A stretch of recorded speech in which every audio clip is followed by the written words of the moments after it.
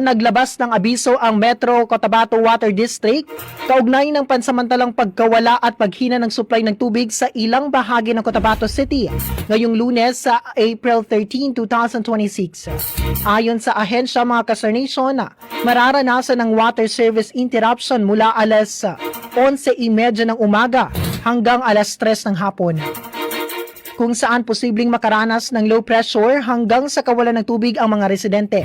Isinasagawa ang naturang emergency repair dahil sa nasirang 2-inch UPVC pipe na tinamaan umano ng backhoe sa kahabaan ng Pansakala Street sa Rosary Heights 10. Dahil dito, kinakailangang pansamantalang isara ang valve upang maisagawa ang pagkukumpuni.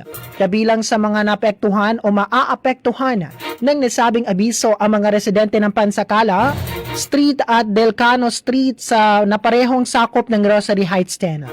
Samantala, tiniyak ng MCWD na sisikapin ng kanilang maintenance team na matapos agad ang pagkukumpuni upang maibalik ang normal na supply ng tubig sa lalong madaling panahon.